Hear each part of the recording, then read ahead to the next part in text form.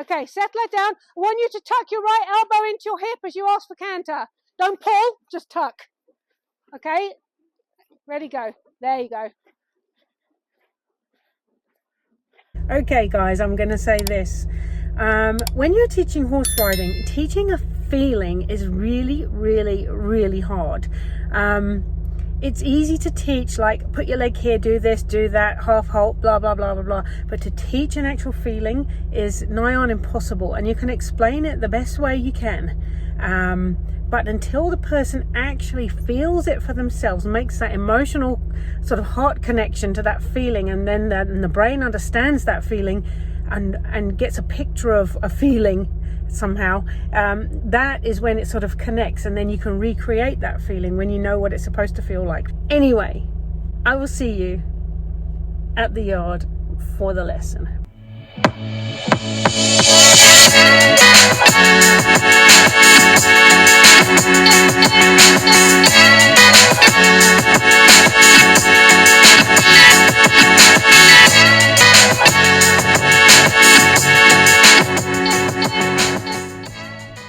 Right, my diagram for teaching a feeling. Okay, let me speak to the camera. Right, you speak to the camera. Teaching a feeling is really hard, because you have to feel it to know what it feels like in order to be able to recreate it. To try and teach a feeling is like next to impossible. Yeah. However, that's what we're going to do.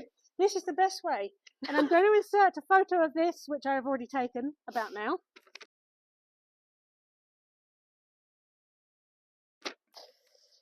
Right, think of a pulley system. You know, like you have those little wheels, and you have a rope sort of going around them, and it makes like a pulley system. All right, here's your shoulder. Here's your pulley system. You've got one wheel at your elbow, one wheel at your wrist, and it's a continuous line. So it's like this. It's a continuous rope going from your shoulder down here, down like here to here, and it's one unbroken like that thing. Right, so you need to be like that.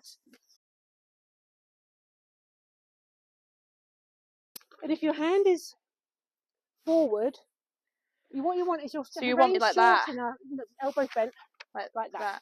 You want your hands soft enough that there's no tension in them at all. Right. Okay. And you want your wrists soft, because like we're going to give her no excuse to be tense, and she goes, your wrist's a bit tense. I don't like it. Yeah. And she goes, your elbow's a bit locked. I really hate it. And you're going to go, fine. So you want weight down from here to here, and heavy. Feel like this. Your elbows are heavy. And have this part of your arm from here to here really soft, so she's got no excuse. Like that. Like that. Really soft arms. And then when you want something, your reins need to be short enough so that when you need to give an aid, all you've got to do is go like that. Okay. So you don't need to bring your arm back to make contact with her. You've got to have a contact so that you've only got to squeeze your fingers. Okay. And if your hand is forward, she'll be really trusting of you, and she'll be like, oh, this is fine. And then they end up lengthening across their top line and stretching onto a contact rather than going like this all the time. Right. So this is what we're going to practice. Okay. But you've got to do it all, and you've got to look like a dressage rider. Right? If you see Charlotte do Jardin, her hands are here and they don't move. Yeah. Okay? So no pressure then. So really hard. It's going to be difficult. But it makes a difference. Lift your hands up and keep your elbows heavy. Hands forward a bit. Right, shorten your reins, because look, your hands are coming back. This is harder than it looks. It's really hard. But when you get it, she'll float like a butterfly, you know, and you'll be like, man, what was the problem? Okay, lots of changes of rein, because we're going to be circling and changing bend and doing all that in the dressage test. Okay, hands up and forward. Above her withers. There. She will not, I promise you, you're not going to lose her outline. And she goes, oh, that's nice. Good, change the rein, change the bend as you go across the centre line. Hands up above her withers. Have her like a cup distance between her withers and your hands. Okay, be above her withers. Up a bit. I'm going to keep nagging you. You keep doing that. It's fine. Hands there. That's perfect. Right there. She's soft. Now, as you go into canter, I know normally you give her a little, come on, stay in an outline, but you could do that just with your fingers. That's it. Hands up. Hands up. Give a little. It's not throwing your hand out. It's a feeling of giving. It's a feeling of having your contact a bit elastic. Okay, soften your right hand gently. Just open your fingers a bit. That's it there. So when you're giving in your contact, all you need to do is open your fingers. You don't need to throw your hand at her. Okay, because that's enough. Because if you're only using fingertip pressure, then all you've got to do is release that when you're giving. Okay, let's go forward to trot. gently, fingertip, use your body weight. Good. Change the rein. You're forgiven. You're forgiven. Cantering at the track as you hit K. Whoops. Okay, fingertip pressure. Keep your hands up. Your right hand tipped over when you went into canter there because you're used to going, let's have a half halt. Fingers only. Okay, canter, go large. Canter a circle at C. Using fingertips only. Hands above her withers. Up and forward. Up and forward. There. When your hands are up and forward, it makes you sit better as well. Fingertip pressure to get some inside bend or a half halt or whatever you want to do to keep her nice. Good. Circle, you're going to canter and trot on the second half. So, gently, fingertip pressure on the outside rein and sit down and whoa. Good. And then again, fingertips just to keep her soft in the transition. Okay, change the rein. I think it's just because it's like a whole different way of riding. It is a whole different way of riding. And I'm holding myself here instead of here. It's going to make your core really... Yeah. And when you go, when your hands are here and you do that, that tightens all, it retensions everything here. Even without you changing this, it just retensions everything and it makes her go, oh, okay. And then she'll come back to you and it'll be so subtle. A lot. Okay. It will be subtle and tactful and she will really appreciate it. Yeah. Because she's a sensitive little flower. And she will love it. If you just ride her like this all the time, and your jumping will improve if you ride her like this. And change the rein H to F. That's it. Hands there, above her withers. There. There. Okay, keep your hands upright. You're going to spill your water. Okay, circling at C. Working trot after X. Okay, so you're going to put your weight down in the saddle, use your fingers and bring your shoulders back to stop her. And then, good, beautiful. Change the rein, M to K. So where's my hand meant to be here? Here? Yeah. Yeah. Yeah. Straight line from here to your elbow. Right, okay. Because I was like putting them here and here. And You're going quite far down, but when they go down, the rein contact changes and then you have to do this. And then she goes. Yeah. But if you just keep them up above her withers, so if you think they've got to be sort of wither or slightly above and forward, and if they're short, if your reins are short enough, you'll be able to just use your fingers and it'll be enough. Whereas if your reins are too long, you have to do this. Yeah, that's where I was getting. And that's the problem. Yeah. So what happens is, if your reine's really long here, you've got to straighten your rein before you can then do so, and you end up like this, right? If they're short enough that you just hold your hands forward so you're gentle and not pulling on her, but then they're short enough when you want to, you just go like that, and she goes, "Ooh." Okay, that's it. Okay, so just hands like this. If you find your hands turning, obviously something's going on with the reins. Yeah. All right, so that's it. And she will love whatever you're doing if you're just using fingertip pressure. Okay. And then change your body position and make sure you are looking up or down, keeping your contact. Good. Yeah. That was gorgeous. Oh, no, Lucy. But that transition was brilliant. Touch wood. Okay, sit back. Use your body to steady her. Hands up, hands up. Hands kind of almost went down to your knees. So, hands up. Don't stress, just keep it going. Just forget this dressage test, just canter a circle and canter until you've got it, and then we'll just pick up that movement again. Okay, so just canter now, keeping your hands up, keep your body back. No, I'm just going to carry on. I'll just carry on. Okay. I'll do that one in a minute. We'll pick it up again in a bit.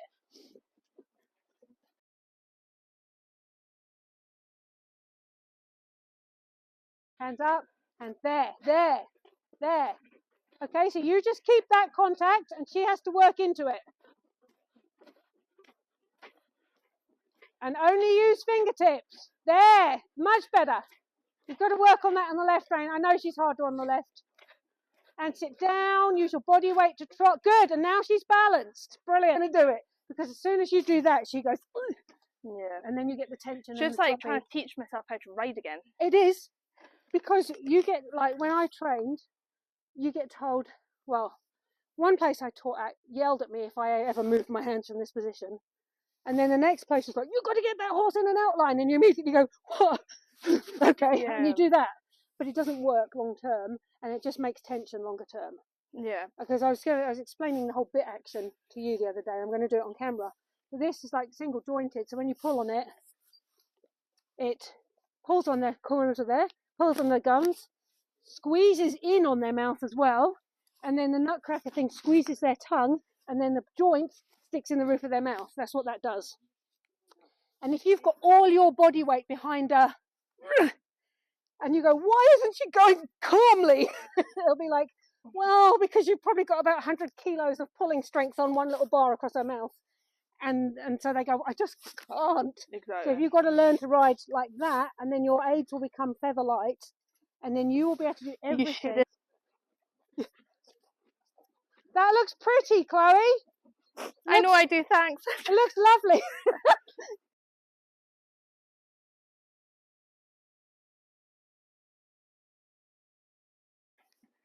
Okay, ride just right. Fingers, lift your hands. Stay on a circle until you've got it. Use your body weight to slow her down. Tuck your elbow in. Keep your hands where they are. She will settle. Just keep her going. Don't move. Just keep her going. Okay. Just keep it going. There, you're going to get it. Keep your hands up. Don't get tempted. Keep your hands up. They're going down again. You need another inch taken in on your reins. Not a lot, but just a little. That's good. There, now she's settling, right? And the more you practice this, the quicker she's going to settle into it, because she's not used to it. Like, you're in a habit, she's in a habit. She is so bad on her left rein. Yeah, she is. And they all do. And her left rein used to be her better. But you've set up this kind of cycle where she goes, I do this. And then you go, no, I do this. And then she goes, but I don't like that, so Blair.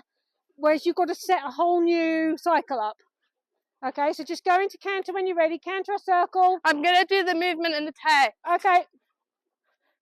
Keep hands up. They're dropping. There, sit back. If you find your hands are dropping, it's probably because you're tipping a bit as well. Okay, if you sit back, your hands will stay up. Okay. Now just set the frame you want her to work in. Keep your hands still and just let her find her place within this contact. Just don't worry. Don't stress. Just go. You're going to get it. Just keep going. Don't let her trot until she's cantering nicely. So just do a circle here, then canter up the side to the other end. Doesn't matter where we do the exercise, okay? Outside elbow tucked in to control her shoulder. Right, there it's coming now.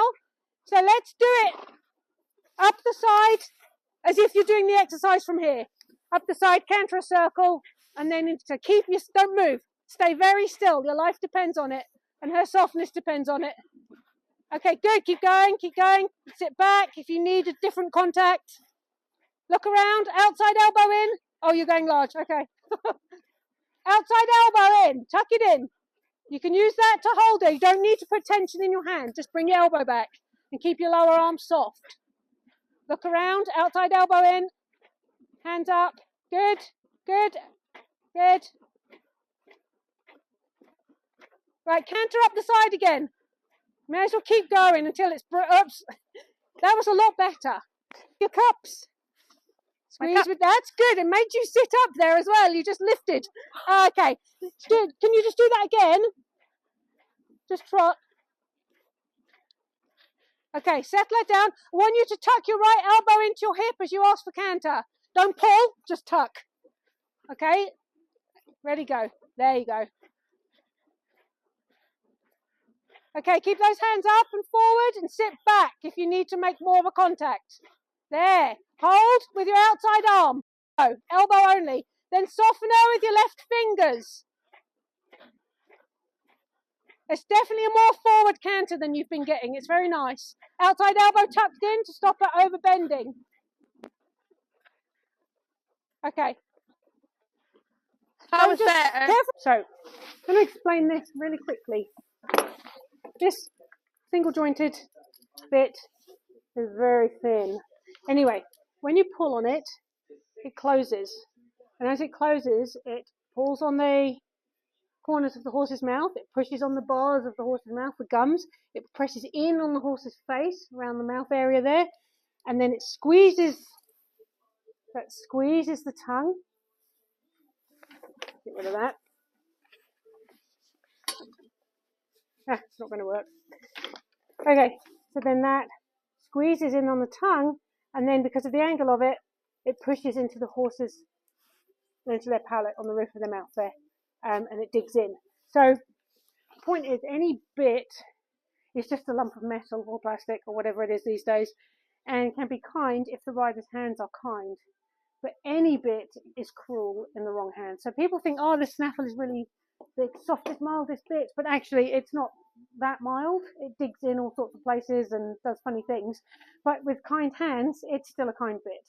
And a double, with a lozenge or a double joint or a link in the middle of the snaffle, yeah, well, that's great with kind hands, but it can still be turned into a weapon if your hands are not kind. Same with any bit, a gag bit or any other kind of bit. If you're gentle and a good rider, then it can still be a soft thing in the horse's mouth. So you kind of actually have to learn to ride in a way that doesn't require you to pit your strength against the horses, but in a way that is going to balance yourself, balance them, and allow them the freedom and the confidence and the trust to actually work into a nice shape, into a nice outline, with you using as light aids as possible. You know, the top riders, you can't see their aids pretty much, and that's kind of what we need to be working towards, for the good of our horses and our frustration levels. You know, when riding hurts, it makes you cross when your arms ache, and then when you get cross, you get frustrated with the horse, and when you're frustrated with the horse, you're a bit rougher than you would normally be. So we need to learn to ride in a way that has the horse working within the frame that we set them, you know, so we've got our body weight and our hands here, and they work in that frame, but we're not harsh with it.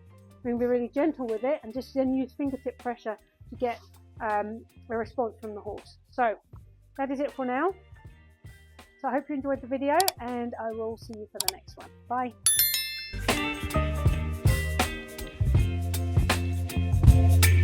Baby,